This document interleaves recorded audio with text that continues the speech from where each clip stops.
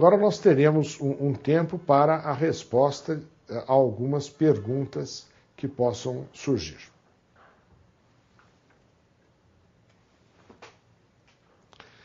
Temos aqui a primeira pergunta, né? Em que doses usar a bupropiona? Essa é uma pergunta de interesse prático. E a bupropiona SR, no nosso meio, onde nós não temos preparados de 100 miligramas, de 50 miligramas, nós começamos o uso da bupropiona com 150 miligramas, geralmente após o café da manhã, porque ela não tem a sua absorção prejudicada pelo alimento. E se presume que, tomando a bupropiona após o café da manhã, haja menor risco de irritação gástrica. Já que o alimento não prejudica a absorção, pode-se tomá-la após o café da manhã. Nós aumentamos a bupropiona, no mínimo, depois de 3 dias de 150 miligramas. E aí passamos para 150 miligramas 2 vezes ao dia. Claro que em pacientes idosos e em pacientes com insuficiência, algum grau de insuficiência hepática ou renal, a dose deve ser menor e os aumentos muito mais graduais. A dose máxima não deve ultrapassar 400 ou 450 miligramas. No nosso meio, como nós não temos alternativa de bupropiona 100 miligramas, nós temos só de 150, então nós usamos, em geral, 300 miligramas e, se necessário, chegamos ao máximo de 450 miligramas quando o paciente não tem riscos adicionais de convulsão. Usamos sempre o preparado de liberação prolongada, a slow release, né, SR ou equivalente, e a bupropiona XL Extended Liberation, né, de liberação estendida, pode ser usada em dose única diária, entre 150 e 450 miligramas por dia, porém, é preciso lembrar que ela não se encontra disponível no nosso meio. A segunda pergunta é bastante interessante e indaga a respeito de quando não usar a bupropiona. Nós não devemos usar a bupropiona para pacientes com história de convulsão, para pacientes com anorexia ou bulimia, salvo em casos especiais onde o paciente está bem nutrido, não está abaixo do peso, etc.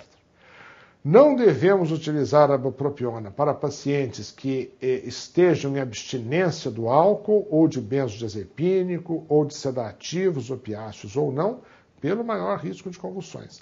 Não devemos utilizá-la para pacientes com traumatismo crânioencefálico.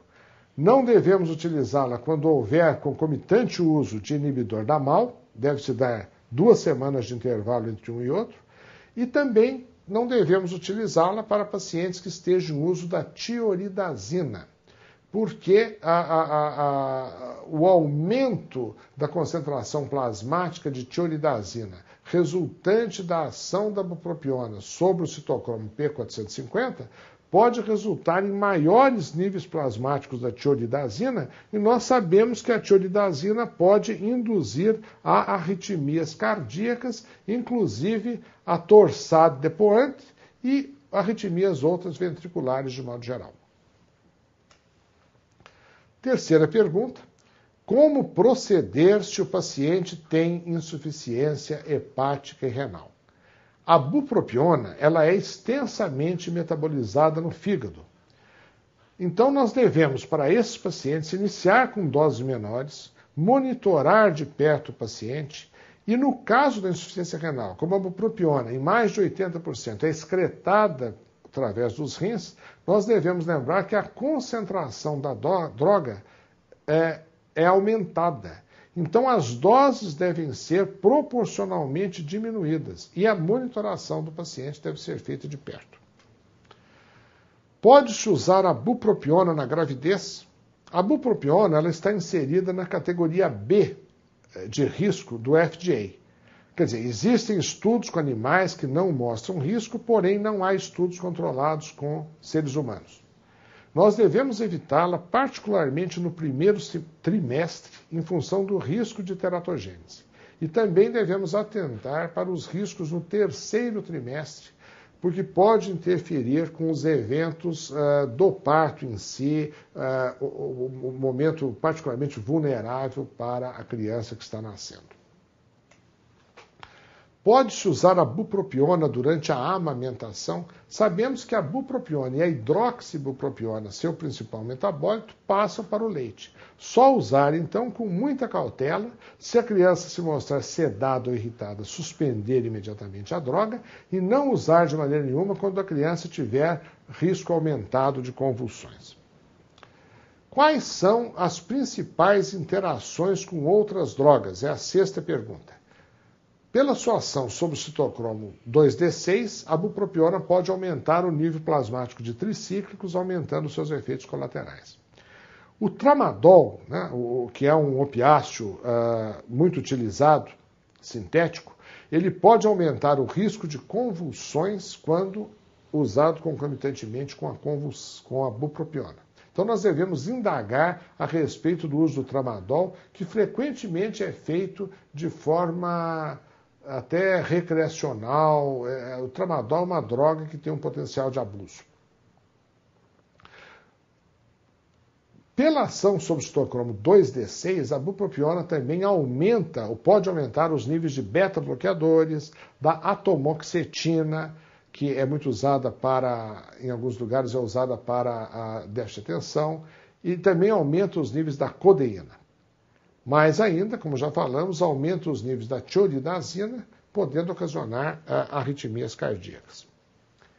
Continuando as interações com outras drogas, devemos lembrar que não devemos utilizar a bupropiona em combinação com a clozapina, ter cuidado com os tricíclicos pelo risco de convulsão, com as fenotiazinas de modo geral e com o pimoside, que é uma butirofenona.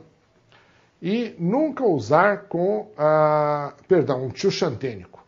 O pimoside é um tioxantênico que também pode aumentar as convulsões. Não usar com os imaus, evitar se o paciente tem muita insônia, ou então tratar a insônia com benzodiazepínico, com zolpidem, zopiclone ou trazodone. Ela pode, portanto, ser utilizada então, com a trazodona ou benzodiazepínico no caso de insônia, ou mesmo a mirtazapina. Quais seriam os efeitos colaterais mais comuns? O clínico se preocupa com aqueles efeitos colaterais mais comuns na prática. Os efeitos colaterais decorrentes da ação dopaminérgica e noradrenérgica no sistema nervoso central são insônia, tremores, agitação, dor de cabeça e tonturas. Todos esses efeitos costumam desaparecer depois dos primeiros dias ou primeira semana, ou segunda semana, após o uso da bupropiona. Então a melhor conduta aqui é aguardar que os efeitos frequentemente desaparecem. A ação noradrenérgica periférica se traduz através de prisão de ventre, boca seca, náusea, às vezes anorexia e sudorese. Também são efeitos que costumam se esvanecer com o tempo.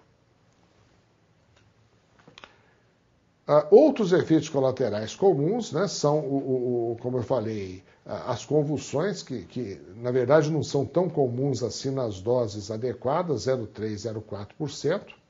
E para isso, para minimizar o risco de convulsão, nós devemos usar sempre o preparado de ação prolongada. A hipertensão arterial é rara e, para os bipolares, nós devemos utilizar sempre a bupropiona com a cobertura de um estabilizador de humor para que não haja mudança para a mania. Muito bem, esses são, então, os principais tópicos que eu queria abordar e agradeço a todos aqui pela paciência em ouvir essa aula. Muito obrigado.